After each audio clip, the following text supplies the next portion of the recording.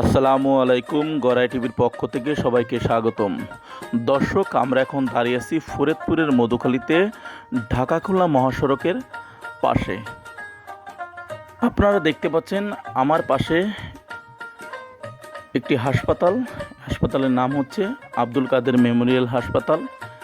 হাসপাতালের ভিতরে কি পরিবেশ, কিভাবে আছে হাসপাতালের প্রতিটি রুম ও ভিতর ঘুরে আমি দেখানোর চেষ্টা করব।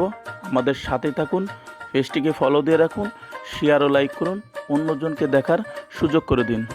দর্শক, আপনাদের আত্মীয় স্বজন, ভাই বোন ও স্ত্রী যাদেরই রোগী সমস্যা আছে, দ্রুত আব্দুল কাদের মেমোরিয়াল হাসপাতালে নিয়ে আসবেন। উন্নত মানের চিকিৎসা করা হয় আর উন্নত মানের মেশিন এই হাসপাতালে রয়েছে। দর্শক, আপনারা আসলে বুঝতে পারবেন এই জায়গার গুণাগুণ। অনেক ভালো মানের একটি হাসপাতাল, আর নয় ফরিদপুর, আর নয় মাগুরা।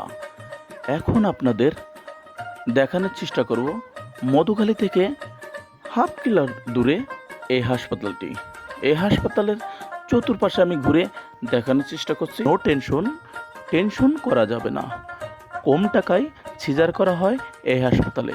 দ্রুত চলে আসবেন উন্নত মানের চিকিৎসা নিতে। আজকের এই ছিল হাসপাতালের তথ্য। মোহাম্মদ আরিফুল ইসলাম, গড়াই টিভি, ফরিদপুর, মধুখালী।